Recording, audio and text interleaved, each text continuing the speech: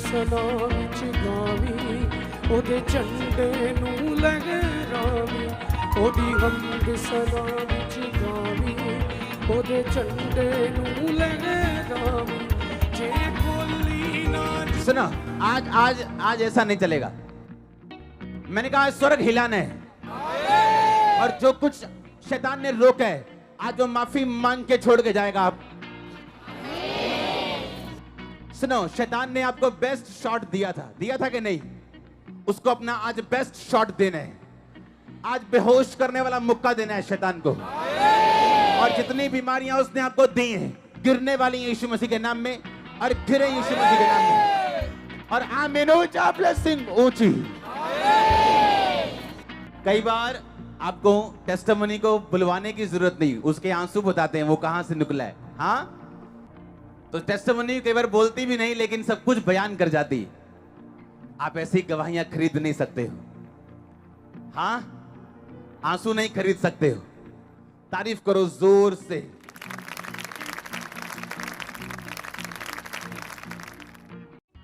तारीफ करो जोर से। लूका 17 उसकी 10 आयत को मैं पढ़ूंगा, आप उसे सुनेंगे। आप चाहते हो आप बरकत पाओ, क्योंकि आप प्रेयर करके आए हो कि परमेश्वर अपनी मर्जी मुझ पे जाहिर कर, अपनी मर्जी मुझ पे जाहिर कर। हाँ, मैं स्पिरिट में आपकी प्रेयर सुन रहा हूं। अपनी मर्जी मुझ, वो बाइबल कहती है वो अपना वचन भेजता है और अपनी मर्जी को जाहिर करता है। जब आज आप उसका वर्ड सुनेंगे, आप उसकी मर्जी को सुनेंगे।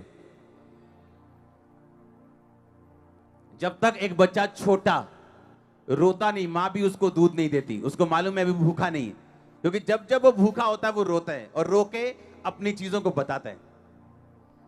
बाइबल में एक बात लिखी है, उसमें लिखा कि परमेश्वर के राज्य में प्रबलता से प्रवेश किया जाता है। फोर्सफुली उसके राज्य में प्रवेश किया जाता है। आपका उद्धार भी बने रहने के लिए आपको जोर लगाना पड़ता है, फोर्स लगानी पड़ती। हाँ या ना? अपने आप चंगाई नहीं मिलती, अपने आप बरकत नहीं मिलती, आपको जोर लगाना पड़ता है। क्योंकि बाइबल कहती है प्रबलता से आप उसके राज्य में प्रवेश करते हैं। आमीन। आप दुष्ट आत्मा को आराम से नहीं निकालते, भाई भाई कह के नहीं निकालते, हट जा कह के नहीं निकालते, आप उसे डांटते हैं, ए दुष्ट आत्मा निकल जा। हाँ या ना? और बाइबल कहती है वो आपकी डांट को समझता है, आपकी डांट को सुनता है और निकलता है। जिस चीज में आप जोर नहीं लगाएंगे वो चीज कभी फलवंत नहीं होगी। जिस चीज में आप आराम से बैठे, आपका खुदा भी आराम से बैठे, उस चीज में कभी आप फलवंत होते अपने आप को नहीं देखते। क्योंकि बाइबल ऐसा बयान करती है कि परमेश्वर के राज्य में प्रबलता से प्रवेश किया जाता है। आमीन। इसलिए 12 साल की लहू बहने वाली औरत ने क्या किया था?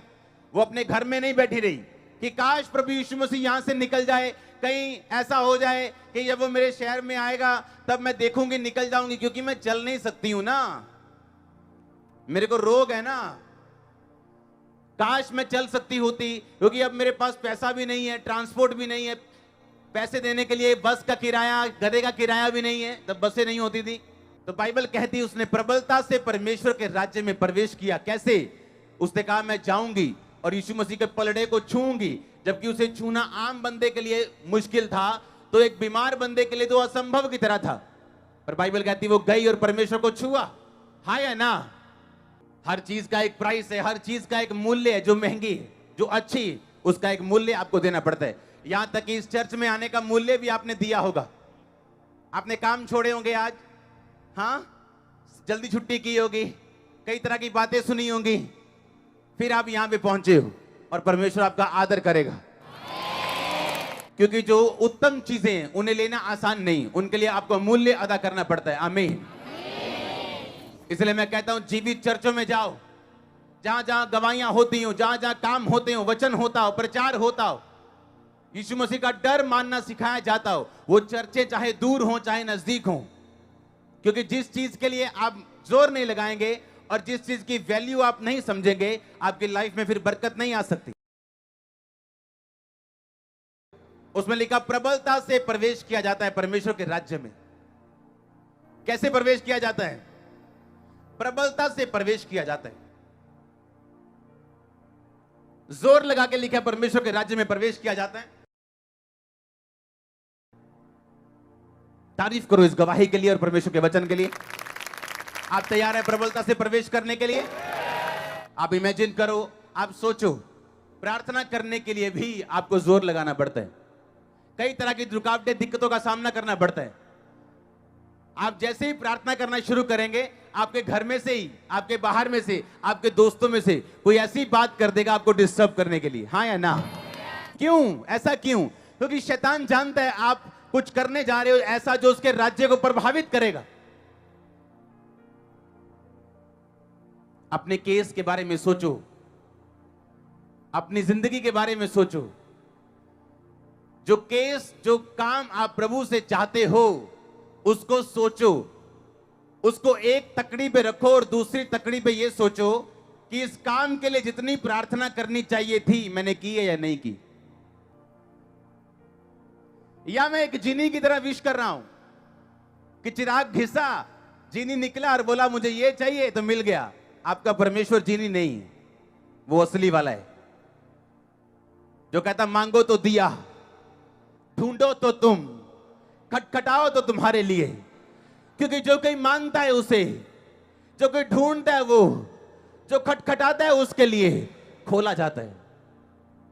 तुम्हारा पिता तुम्हारे मांगने से पहले जानता है तुम्हें किन चीजों की आवश्यकता है, जानता है, पर देता नहीं। देता वो तब है जब तुम मांगता है, क्योंकि मांगो तो दिया।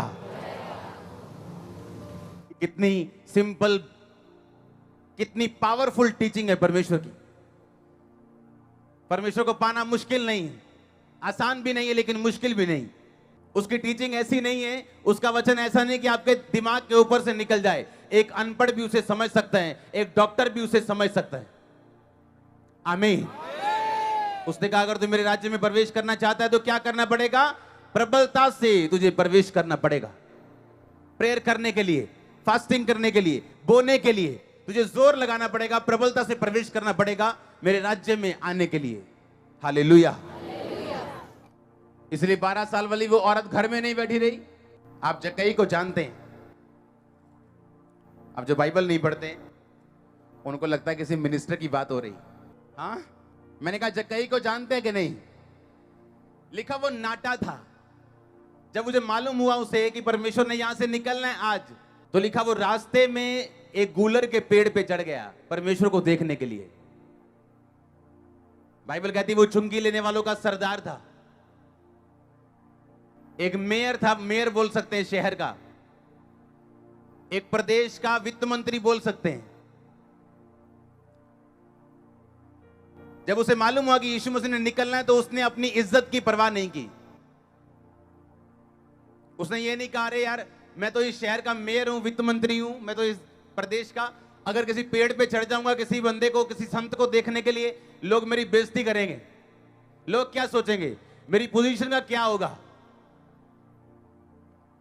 यीशु मसीह ने कहा अगर तू मुझे फॉलो करना चाहता है तो अपना क्रूस उठा और मेरे पीछे आ, अपने आप का इनकार कर और मेरे पीछे आ। जिसने अपने आप को नीचा किया मैं उसे ऊंचा करूंगा, जो अपने आप को ऊंचा करने की कोशिश करेगा मैं उसे नीचा करूंगा। लिखा जक्कई प्रबलता से प्रवेश करता है, गूलर के पेड़ पे चढ़ता है और प्रभु यीशु मसीह पूरी भीड़ से, जब कभी भी जक्कई से नहीं मिले और भीड़ से होके परमेश्वर जक्कई को बोलते हे जक्कई झट उतरा क्योंकि आज मुझे तेरे घर में जाना अवश्य है। और बाइबल कहती जक्कई ने घर जाके परमेश्वर को बोला परमेश्वर आधी प्रॉपर्टी में कंगालों को देता हूं, जिससे फालतू लिया 4 गुना वापिस करता हूं। परमेश्वर ने कहा आज इस घर में उद्धार आया है, अब तू और तेरा घराना उद्धार पाएंगे। आमीन। आप इमेजिन करो अगर जक्कई शर्मा जाता तो उसका कुछ न बनता, अपनी इज्जत की परवाह करता तो कुछ न बनता। क्योंकि परमेश्वर के राज्य में कैसे प्रवेश करना? प्रबलता से। हालेलुया। कैसे प्रवेश करना है उसके राज्य में? प्रबलता से कहता प्रवेश करना। आमीन। एक स्टोरी बाइबल में लिखी, जब लूका 17 उसकी 10 आयत को पढ़ते, उसने कहा इस रीति से तुम भी उन सब कामों को कर चुके जिसकी आज्ञा तुम्हें दी गई थी, तो कहो हम निकम्मे दास हैं, हमें जो करना चाहिए था हमने वही किया है। ये बड़ी सुनने वाला एक दृष्टांत है बाइबल में। उसने कहा तुम में ऐसा कौन है जिसका दास, जिसका नौकर खेत में काम करता हो या भेड़े चराता हो, जब वो काम से आए तो उससे कहे तुरंत आकर भोजन करने बैठ, और ये ना कहे कि मेरा खाना तैयार कर, जब तक मैं खाऊं पीऊं तब तक कमर बांध कर मेरी सेवा कर, इसके बाद तू भी खा पी लेना। क्या वह उस दास का एहसान मानेगा कि उसने वही काम किए जिसकी आज्ञा दी गई थी? यह दृष्टांत बड़ा सुनने वाला है। उसने कहा तुम में ऐसा कौन है जिसका नौकर हो, और वो नौकर को बोले कि जब वो खेतों से आए अपना काम करके, तो वो नौकर से कहे भाई तू बैठ जा, मैं तेरे लिए खाना बनाऊंगा। कहता ऐसा कोई नहीं है। कहता वो नौकर से ये कहेगा अब तू काम कर आया है बाहर का, अब ऐसा कर खाना बना ले, और जब मैं खाना खा लूं उसके बाद तू खा लेना। हाँ, कहता जब ऐसा हो तो क्या मालिक नौकर का एहसान मानेगा? कहता नहीं। क्यों? क्योंकि उस मालिक ने उस नौकर को हजारों अशरफियों में, लाखों रुपयों में उसके घर पे पैसा दे के उसे खरीदा है। पुराने टाइम में जो नौकर, जो स्लेव होते थे, वो आज के स्टाफ की तरह नहीं होते थे। जो पुराने टाइम में नौकर होते थे वो बाउंड स्लेव होते थे, कि जब उनको खरीद लिया जाता था, जब उनको ले लिया जाता था, तो चाहे वो मालिक रात के 12 बजे तक काम कराए तो वो उसका एहसान नहीं है नौकर का कि ये 12 बजे तक काम करता है।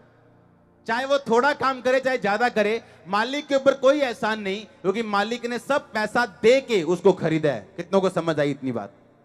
यीशु मसीह ने कहा, कहता तुम्हें जो दिया गया था तुमने वही किया, तो बोलो हम अनप्रॉफिटेबल दास हैं। निकम्मे गलत शब्द है हिंदी में, असली शब्द है अनप्रॉफिटेबल।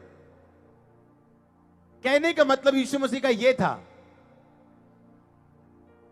कि चाहे तुम चर्च में आओ, चाहे तुम प्रेयर भी करते हो, चाहे तुम कुछ भी करते हो, पर कहता वो परमेश्वर को कोई भी प्रॉफिट नहीं है उसका, वो तुम्हें है।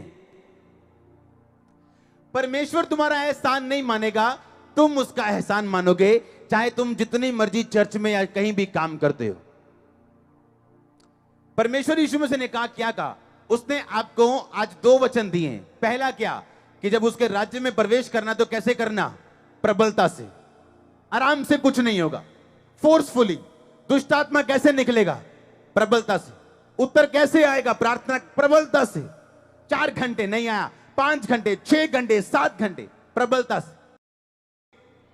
और दूसरा कहता जब तुम बरकत अगर लेना चाहते हो तो अपने आप को एक बॉन्ड सर्वेंट, एक बंधा हुआ अपने आप को नौकर समझना, जिसको खरीद लिया गया है। अगर उसका मालिक ज्यादा काम ले या कम ले, वो शिकायत नहीं कर सकता और हमेशा अपने मालिक का एहसान माने।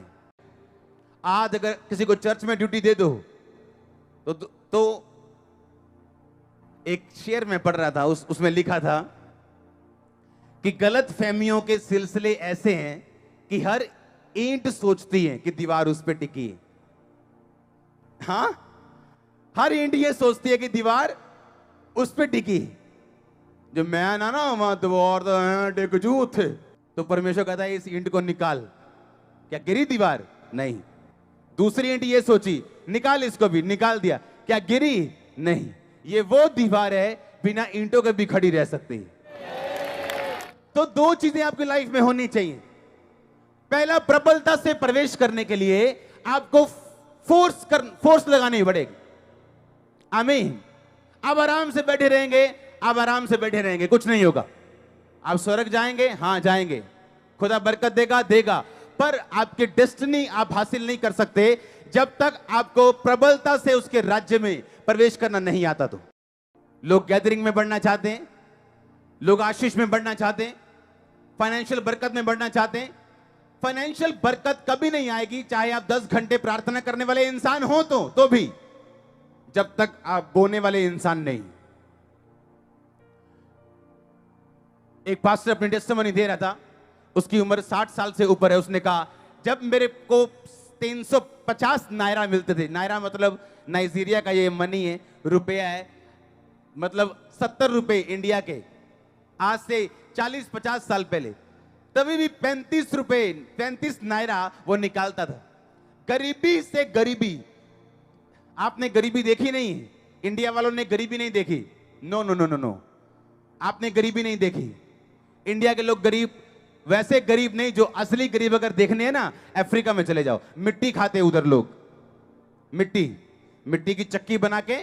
जब ये सोशल मीडिया पे चला था, उससे कई साल पहले मेरे को ये चीज मालूम थी, क्योंकि मैं वहां देख के आया हूं। मिट्टी खाते लोग, मिट्टी को नमक डाल के ऐसे उसका बना के गारा, और मिट्टी की कोलियां बना के ऐसे टिक्की बना के खाते लोग। खाना नहीं है उधर पूरे। अगर आप अफ्रीका में आप खाना खा रहे हो और आपने इतने चावल प्लेट में छोड़ दिए, आप गए, लोग आप गुस्सा करेंगे, आप पे आपकी बेइज्जती करेंगे। अरे खाना छोड़ दिया इतना प्लेट में। वैल्यू अगर खाने की कहीं समझनी है तो अफ्रीका जाके समझना, इंडिया में समझ नहीं आएगी। यहां खाना बहुत आयत में है, सस्ता है, यहां पे बहुत सस्ता खाना है इंडिया में। जो चावल आप 20 रुपए किलो खाते हो, वहां 100 रुपए किलो और मिलता नहीं है। उस गरीबी से गरीबी जगह में जब उसको पैसे मिलते थे, गरीबी में टाइथ निकालता था। आज जब चर्च बढ़ानी होती, जब चर्च बड़ी करनी होती, वो 2-2 हजार एकड़ लेते हैं एक दिन में वो पास्टर, और कभी 35 नायरा टाइथ निकालता था। कहता गरीब हो अमीर हूं, मैंने टाइथ निकालना भूला नहीं। आमीन। आप प्रेयर कर करके थक जाएंगे, हे परमेश्वर दुष्ट आत्मा को निकाल, और परमेश्वर कहेगा मैं नहीं निकालता, क्योंकि मैंने निकालने का अधिकार किसको दिया? मैंने चर्च को अधिकार दिया। तू अपने मुंह से कह दुष्ट आत्मा तेरा कोई अधिकार नहीं मेरे ऊपर। पर आज का विश्वासी क्या बोलता है? हाय मेरी भूआ ने मेरे ते कुछ करता सी, तद ना मुझे प्रार्थनाएं बेनी है, ऐदा ऐदा हुंदा। आप इतना दुष्ट आत्मा को स्वीकार करते हो, इतना दुष्ट आत्मा करते हो, वो जाना चाहता है पर जा नहीं पाता आपके अपने शब्दों के कारण। वो जाना चाहते हैं, आप उसे जाने नहीं देते हो, क्योंकि प्रबलता से आपने प्रवेश नहीं किया कि ये दुष्ट आत्मा मैं क्रिश्चियन हूं। आप में कोई कमी है, कोई प्रॉब्लम है, वो आपका और प्रभु का मामला है। शैतान आप पे अटैक नहीं कर सकता। हाँ, प्रार्थना 2 घंटे की बजाय 1 घंटा की है तो भी अटैक नहीं कर सकता। वो आप पे नहीं आ सकता। प्रबलता से प्रवेश करना, ए शैतान निकल जा, तेरा कोई अधिकार नहीं। मेरे अंदर परमेश्वर का आत्मा है, कभी वापस नहीं आएगा। वो अपनी खेल को खुद बंद कर सकते हो, अपनी खेल को खुद बंद कर सकते हो अपने शब्दों से, अपनी बीमारी को खुद खत्म कर सकते हो अपने शब्दों से। आमीन। लेकिन प्रबलता से प्रवेश करना पड़ेगा उसके राज्य में, प्रबलता से प्रवेश करना पड़ेगा। और दूसरा क्या कहता? तुमने वही किया जो तुम्हें कहा गया था, तो भी यही कहो कि हम अनप्रॉफिटेबल दास हैं। कहता अगर तुम्हें 10 काम करने के लिए बोले गए और तुमने 10 काम कर दिए, तो भी कहता तुम किसी काम के नहीं हो। तुम्हें 50 काम करने के लिए यीशु मसीह ने दिए, तुमने 50 कर दिए, कहता तब भी तुम किसी काम के नहीं हो, अनप्रॉफिटेबल हो। क्योंकि तुम्हारे 50 काम भी खुदा को ब्लेस नहीं कर सकते, वो तुम्हें ब्लेस करने के लिए हैं, धरती पे तुम्हें सुरक्षित करने के लिए हैं, वो तुम्हें बढ़ाने के लिए हैं। आमीन। मैं एक पास्टर को मैसेज कर रहा था, मैंने कहा खुदावंद ने मुझे बोला कि जब तक आप धरती पे जिए मैं हर महीने आपको 50,000 भेजूं। सुनो, अभी मैसेज करके हटाऊं, मुझे एक मैसेज आता है मेरा पर्सनल कि आपका जो काम था प्रॉपर्टी का, जो एक कॉलोनी हम बना रहे थे, क्योंकि ना चर्च नहीं बना रहा, मेरे पास भी पैसा नहीं कॉलोनी बनाने का, बिना पैसे के खुदावंद ने वो काम दिया उसी दिन जिस दिन मैंने वायदा किया।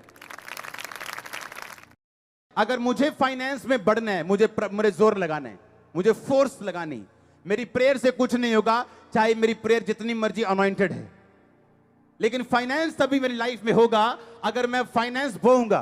प्रार्थना होगी तो उत्तर आएंगे, अगर रोजे होंगे, प्रार्थना होगी तो सामर्थ आएगी। अगर मैं कहूं बैठे बैठे सब कुछ मिल जाए तो आप जिनी नहीं हो, आप विश नहीं मांग रहे हो, आप प्रार्थना का उत्तर मांग रहे हो जीवित परमेश्वर से। हालेलुया।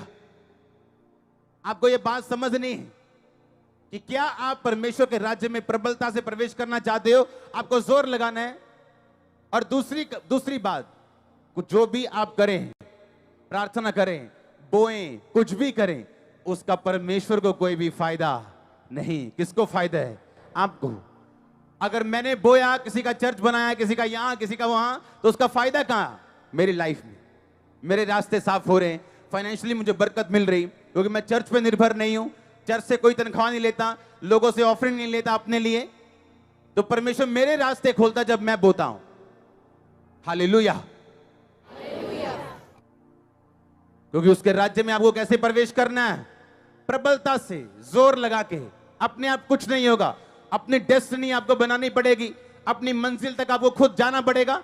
परमेश्वर कहता मैं तेरे साथ रहूंगा अगर तुम निकले तो। आप तैयार है निकलने के लिए? यहोवा आपके संग रहे, वो आपको सफल करे, हर एक रुकावट को दूर करे, अंधकार की शक्तियां काम न कर सके। आमीन। ऊंचा आशीष ऊंची चर्च। और मैंने महसूस किया इस बात को, जब जब हमने ज्यादा बोया अपनी लाइफ में, हमने हमेशा फाइनेंशियल ब्लेसिंग्स को अपनी लाइफ में महसूस किया। क्योंकि जैसे ही आप प्रबलता से प्रवेश करेंगे उसके किंगडम में, जो कुछ आपको चाहिए उसके लिए जोर लगाएंगे, परमेश्वर आपको देगा। और साथ साथ में दिमाग में रखना कि हम कौन से दास हैं? अनप्रॉफिटेबल। कौन से दास हैं? हिंदी में लिखा निकम्मे। कहता अगर सब कुछ भी तुमने किया, तुम खेतों में काम करने के लिए गए, खेत में काम किया, घर पे आए तो खाना बनाया, फिर अपने मालिक को खिलाया, उसको पंखा दिया, तो भी कहता तुम क्या हो? निकम्मे दास हो। तुम ये नहीं कह सकते मैं बड़ा काम करता हूं जी, सुबह मैं पहले खेत में जाता हूं, फिर आता हूं, फिर घर की रोटी बनाता हूं, फिर खिलाता भी हूं, फिर बर्तन भी साफ करता हूं। परमेश्वर ने कहा तुम तब भी अनप्रॉफिटेबल दास हो, क्योंकि तुम्हें खरीद लिया गया। क्या आपको खरीदा नहीं गया? किसके लहू से? अगर आप खरीदे गए हैं तो कंप्लेंट काहे की? अगर मुझे यीशु मसीह ना बुलाता तो मैं सुसाइड करता, मैं मरता। तो आज अगर उसने मुझे बचा लिया तो ये शरीर किसका? जिसने मुझे जीवन दिया। तो जिसने दिया जीवन, वो देखे कि मैं धूप में हूं कि छांव में हूं, दुखी हूं कि सुखी हूं, वो अपने आप देखेगा। क्योंकि बाइबल कहती है वो भला चरवाहा है। बाइबल कहती है वो अच्छा मालिक है, उसे मालूम है अपने दास को क्या देना है। आमीन। और आप दास से बढ़ के हो, आप बेटे और बेटियां। बाइबल कहती है उसने अपना लहू मूल्य दे के आपको खरीदा है। वो आपको छोड़ नहीं सकता, त्याग नहीं सकता आपको। वो क्यों नहीं आपको देगा? पर माइंड सेट करना पड़ेगा। आमीन। क्या करना पड़ेगा? दिमाग सेट रखना पड़ेगा। प्रबलता से प्रवेश करना, जोर लगाना, और अपने आप को अनप्रॉफिटेबल समझना खुदा के लिए। हालेलुया। कि मैं 5 घंटे मैंने प्रेयर की, अभी तक उत्तर नहीं आया, तो क्या हुआ कि की तो तुम अनप्रॉफिटेबल हो। मैंने इतना बोया, तुम अनप्रॉफिटेबल हो। मैंने इतना खुदा के लिए रूहें बचाई, तब भी तुम अनप्रॉफिटेबल हो। क्योंकि खुदा ने तुम्हें खरीदा, अपना लहू मूल्य दिया, तुम खरीदे गए दास और दासियां कहता। जब ऐसा माइंड सेट हो जाएगा, हम्बल हो जाएंगे आप परमेश्वर के राज्य में, उसके चर्च में, उसके भवन में, अपने घर में, तो जिंदगी बदलने वाली है और बेहतर के लिए बदलने वाली है। आमीन। ऐसा माइंड सेट रखना, सोच ऐसी रखनी। हालेलुया। शद्रक मेशक अबेदनगो ने कहा था तू छुड़ाए या ना छुड़ाए। ये माइंड सेट था, प्रेयर नहीं थी। क्या था? ये सोच थी कि वो ना भी छुड़ाएगा तो वो मेरा क्या। ये प्रेयर नहीं थी कि तू ना छुड़ा, ये माइंड सेट था, ये सोच थी कि वो ना भी छुड़ाए तो वो मेरा क्या। माइंड सेट होना चाहिए कि मैं कुछ भी करूं लेकिन खुदा के ऊपर कोई एहसान नहीं। ये क्या है? ये सोच ऐसी होनी चाहिए कि चर्च के ऊपर कोई एहसान नहीं। सोच ऐसी होनी चाहिए तो काम खुदा बड़े करता आपकी लाइफ में। वो आपको आपकी कैपेसिटी से ज्यादा नहीं देता। जितना आप कैपेसिटी है आप में, बरकत की, आशीष की, लोगों की, उतनी ही वो आपको देता है। हालेलुया। ये वचन आपकी कैपेसिटी को बढ़ाए, ये वचन आपकी कैपेसिटी को बढ़ाए चर्च। आमीन ऊंचा। मैंने कहा ये वचन आपकी कैपेसिटी को बढ़ाए। हालेलुया, जोर से बोलो हालेलुया। आमीन। लिखा ठोकर खाने से पहले घमंड आता, नाश होने से पहले घमंड आता है, और नम्रता आने के बाद धन, महिमा और जीवन आता है। ऊंचा होने से पहले इंसान नम्र होता है, और ठोकर खाने से पहले वो आपको फू फू करता मिलेगा। और बाइबल कहती है ऐसा कि नम्र व्यक्ति ऊंचा किया जाएगा, वो पृथ्वी का अधिकारी होगा। परमेश्वर ने कहा ऐसा बोलो कि तुम अनप्रॉफिटेबल दास हो।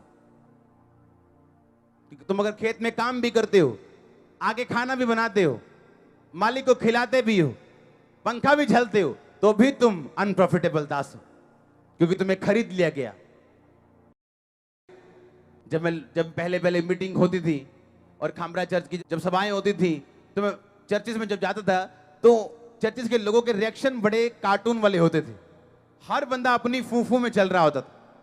ऐसा लगता था कि हर बंदा ये सोच रहा है कि मेरे तो बिना पता नहीं चर्च ही जानी सारी, और चर्च में कोई काम नहीं होते थे खुदा के। और ऐसा लगता था कि वाकई चर्च को वचन की जरूरत है कि तुम जितने मर्जी काम कर लो तो भी क्या हो, अनप्रॉफिटेबल हो। ऐसी सोच तुम्हारी होनी चाहिए। और जब ऐसी सोच होगी कि मैं जो मर्जी कर लूं, खुदा के ऊपर कोई एहसान नहीं है मेरा, तो परमेश्वर ने कहा क्या वो एहसान मानेगा अपने दास का कि तू काम करके आया और आके तूने खाना भी बनाया? कहता नहीं, वो एहसान नहीं मानेगा, क्योंकि वो पैसों से खरीद लिया गया, उसका मूल्य अदा कर दिया गया। आपका मूल्य अदा किया गया कि नहीं किया गया? आपको लहू से खरीदा गया कि नहीं खरीदा गया? तो परमेश्वर पे भरोसा रखो। उसके राज्य में प्रवेश करना कैसे? प्रबलता से। किसी भी बरकत में प्रवेश करना कैसे? प्रबलता से। उसके बिना कोई प्रवेश नहीं। आमीन। उसने आपको स्ट्रक्चर दिया, एक बिल्डिंग दी है, उस बिल्डिंग के अंदर बहुत सारी चीजें हैं। अब जो चीज चाहिए उस दुकान में आपको घुसना पड़ेगा। मॉल के बाहर खड़े रह के आप रो नहीं सकते कि मुझे कपड़े चाहिए, मुझे जीन चाहिए, मुझे पैंट चाहिए। तो मॉल का मालिक बोलेगा रोता क्यों है, अंदर जा, जिस दुकान पे जो चाहिए, कपड़ा चाहिए, कपड़े की दुकान पे जा और कपड़ा खरीद। परमेश्वर के घर में किसी चीज की कमी नहीं। लेकिन अगर आप प्रेयर नहीं करेंगे तो कुछ चीजें हल नहीं होंगी। आप पाप नहीं छोड़ेंगे, कुछ चीजें हल नहीं होंगी। आप टाइट नहीं हो दोगे, कुछ चीजें हल नहीं होंगी। आप चंगे हो सकते हैं लेकिन साथ साथ गरीब हो सकते हैं, गरीबी के श्राप हो सकते हैं टाइट ना देने की वजह से।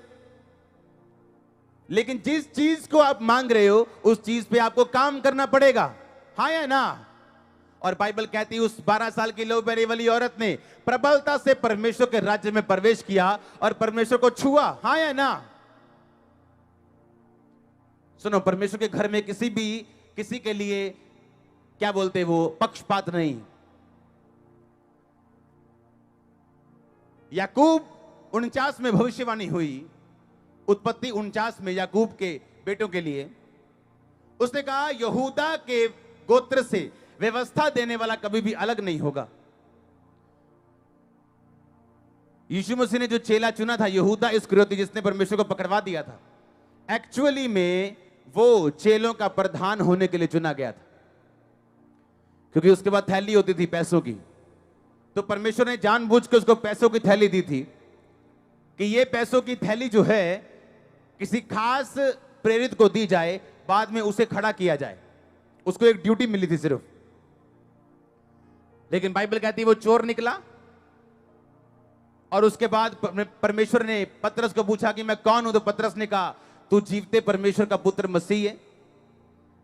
दूसरे चेलों को पूछा, उन्होंने कहा कोई तुझे यिर्मयाह कहता है, कोई तुझे एलीशा कहता है, क्योंकि वो लोगों की सुनते थे, परमेश्वर के भी सुनते थे। पतरस सिर्फ परमेश्वर पे ध्यान रखता था। तो परमेश्वर ने कहा पतरस मैं कलीसिया तुझ पे बनाऊंगा और अधोलोक के फाटक तुझ पे प्रबल नहीं होंगे। कहा था कि नहीं? यह वचन तब निकला था जब पतरस ने परमेश्वर को टच कर लिया था, प्रभावित कर दिया था। हाँ या ना? हाँ या ना? आप जानते हैं जब जक्कई ऊपर चढ़ा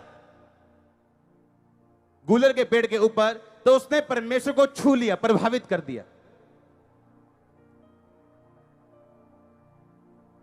परमेश्वर हैरान है कि इतना बड़ा आदमी गूलर के पेड़ पे चढ़ा इतना, और परमेश्वर का ठीक है तेरे घर जाऊंगा मैं। ये उसका ऊपर चढ़ने का क्या था? असर था। बात खत्म हो गई। अब यीशु मसीह घर चले गए।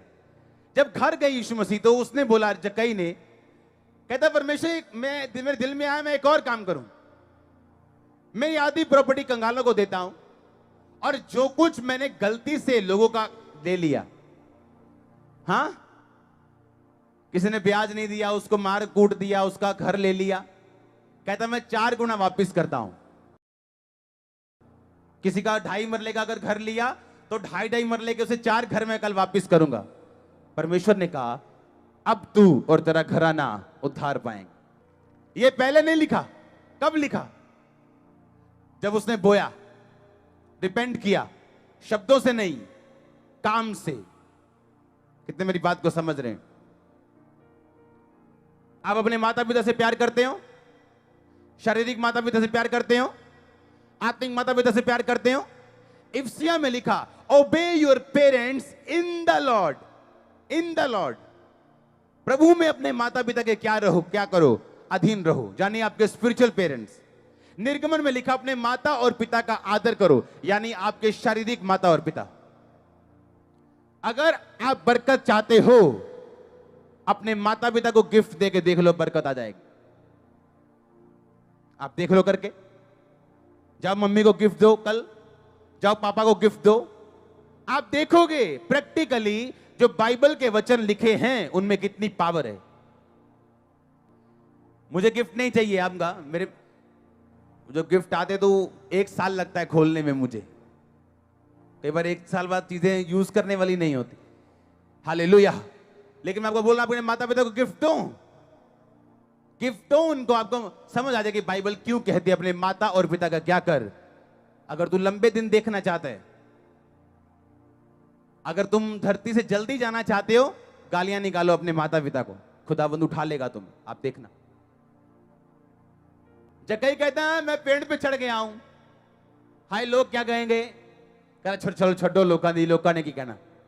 यीशु मसीह कहते हैं अच्छा तुम मेरे लिए पेड़ पे चढ़ गया, एक स्टेप लिया, प्रबलता से प्रवेश किया, अच्छा ठीक है, इस स्टेप के कारण मैं तेरे घर जाऊंगा। बात खत्म हो गई। अब घर जाके जक्कई बोलता है परमेश्वर एक और काम करने का दिल कर रहा है। क्या? आधी प्रॉपर्टी कंगालों को, जिससे ज्यादा कुछ ले लिया उसको 4 गुना वापिस। अब तू और तेरा घराना उद्धार पाएंगे। आप चुप बैठेंगे, खुदाबंद चुप बैठेगा। आप फाइनेंस के लिए चुप हैं, वो भी चुप है। आप गरीबी में खुश हैं क्योंकि आपकी तनख्वाह 10-15 हजार है, दायित्व निकालते, कोई बात नहीं, मैं भी खुश हूं, आप भी खुश हैं, पर गरीबी भी खुश है। शमौन कोड़ी के घर में परमेश्वर जाते हैं और शमौन कोड़ी का कोड़ी रह जाता है। बाइबल पढ़ के देख लो। यहां तक कि लिखने वाला खुदा का दास संत लूका उसे शमौन कोड़ी लिख रहा है, क्योंकि वो चंगा नहीं हुआ यीशु मसीह को घर बुलाने के बावजूद। यीशु मसीह को घर बुला के तो परमेश्वर ने, एक औरत आई यीशु मसीह के पास और अपने बालों से उसके पैर साफ करने लगी, और यीशु मसीह ने रोका नहीं, ये हट जा, नो। और जिसने घर बुलाया था शमौन ने, वो कह रहा है अगर ये खुदा का दास होता, खुदा का बेटा होता, तो इसे मालूम ना होता कैसी औरत इसके पांव बाल लगा रही है। क्या इसे ये नहीं पता कि ये वैश्य है? चेक करने लग गया परमेश्वर को। यीशु मसीह ने कहा शमौन एक बात बता कि कौन ज्यादा प्यार करेगा, जिसका 50 रुपए माफ हुए कि जिसका 500 माफ हुआ? कहता प्रभु जिसका 500 हुआ। कहता इसका 500 हुआ, तेरा 50 हुआ। ये ज्यादा बड़ी पापी थी, ये मैं आया और इसने माफी मांगी, अपने आंसुओं से मेरे पांव धोए, तुमने मुझे पानी भी नहीं दिया पांव धोने के लिए, इसने इत्र मला है मेरी बॉडी के ऊपर, तुमने मुझे मुंह पे चुम्मी नहीं दी, इसने मेरे पांव चूमने नहीं छोड़े और माफी मांगी, बालों से साफ किया। और सोचो, जिस घर ने यीशु मसीह को बुलाया वो घर खाली रह गया और दूसरे आके बरकत ले गए। चेक कर रहा है परमेश्वर को। और जब कई एक स्टेप लेते हैं, खुदावंद ने बरकत दी, दूसरा लेते हैं, बरकत दी। आप स्टेप नहीं लोगे, बरकत आपकी अड़ी है आसमान के ऊपर, आप देखो लेनी है कि नहीं लेनी। आप जानते हैं बहुत सारे पास्टर्स का फाइनेंशियली ना बढ़ने का कारण क्या है? पास्टर्स हमेशा लेते हैं, देते कभी नहीं। हमेशा ये दे दो, ये दे दो, ये दे दो, तभी भी क्या है? घटी चल रही है। क्यों? क्योंकि आपकी मिनिस्ट्री का टाइथ निकलना चाहिए, पर्सनल लाइफ का टाइथ निकलना चाहिए, हर चीज का टाइथ जब आप जो आके हाथ में पड़े, अगर वो निकलेगा, कोई दुनिया की ताकत आपकी बरकत नहीं रोक सकती। दुनिया की ताकत कोई, सब 100 बंदे इकट्ठे हो जाएं, आपकी बरकत रोकने के लिए नहीं रोक सकते, जब स्वर्ग आपके साथ होगा। पर पास्टर्स तंग क्यों है? उन्हें मालूम ही नहीं कि जो वचन वो लोगों को प्रचार करते हैं उनको भी फॉलो करने हैं। और जब बरकत नहीं आती, फल नहीं आता, तो फिर क्या आता है? बेइज्जती आती। फिर लोग ये नहीं देखते तू क्रिश्चियन है, वो देखते हैं अच्छा तू चर्च जाता लेकिन अभी तक बरकत नहीं आई। हन्ना और पनिन्ना, लेकिन हन्ना बड़ी थी, पनिन्ना छोटी थी, पर पनिन्ना का नाम पहले लिया जाता था क्योंकि उसके बच्चे थे। जब फल नहीं होता, नाम सेकंड होता है आपका, लोग आपको बाद में याद करते हैं, और फलदार लोग पहले याद किए जाते हैं। फलदार बनो, फलदार बनो, फलदार बनो, फलदार बनो यीशु मसीह के नाम में। ऑनलाइन फलदार बनो यीशु मसीह के नाम में। मैं कमांड करता हूं आपको फलदार बनने के लिए। हालेलुया। आपको फैसला लेना है। आमीन। बैठे बैठे कुछ नहीं होगा, गरीबी के श्राप नहीं टूटेंगे अगर थोड़े से देने का फैसला नहीं किया। अगर प्रेयर करने का फैसला नहीं किया तो शैतान और बीमारियां नहीं जाने वाले। अगर बैठ के कुछ फोर्स करने का फैसला नहीं किया तो शैतान के बंधन नहीं टूटने वाले, वो जादू टोने से आजाद नहीं होने वाले। हालेलुया। फैसला लेना सेवा का, प्रभु में खड़े रहने का, समाज में स्वीकार करने का, नशे ना करने का, गवाही को बना के रखने का, so many things, so many decisions, को बहुत सारे फैसले जो आप करते हैं फोर्सफुली। वो एक फैसला नहीं, ये नहीं कत्ल कर दिया किसी का और 1 लाख रुपए ले लिया और बोला 10,000 चर्च में डाल दो टाइथ, ये टाइथ नहीं चाहिए। हालेलुया। वो नशा बेच दिया 1 करोड़ का और खुश होकर टाइथ लेके आ रहे, वो टाइथ 10 लाख नहीं चाहिए, वापिस ले जाओ। आमीन। जो आपके अंदर से, जो आप वफादारी से, पवित्रताई से प्रभु के लिए फैसला लेते हैं, वो उसका फायदा होता है। और जब आप फैसला कर लेते हैं, क्रिश्चियन वैल्यूज बना लेते हैं कि ये वैल्यूज है हमारी, हम खर्चे कम करेंगे परिवार में लेकिन टाइथ बोना नहीं छोड़ेंगे, ये वैल्यू हमारी, हम टीवी बंद कर देंगे, कनेक्शन कटवा देंगे केबल का, लेकिन हम प्रेयर करेंगे 7 से 9, 9 से 11। कितने समझ रहे हैं? फोर्सफुली कि इस दिन खाना नहीं बनेगा, रोजा रखेंगे सब जन, फोर्सफुली। कि उस कंपनी में काम नहीं करेंगे जहां मुझे संडे छुट्टी नहीं है, फोर्सफुली। आपको फोर्स लगानी है खुदा में बढ़ने के लिए, और वो आपके साथ खड़ा होगा। अपने हाथों को उठाओ। Thank you Jesus. जितना वचन मैंने सुना 100 गुना फल लेके आए, और मैं जोर लगा के फोर्सफुली तेरे राज्य में प्रवेश करता हूं।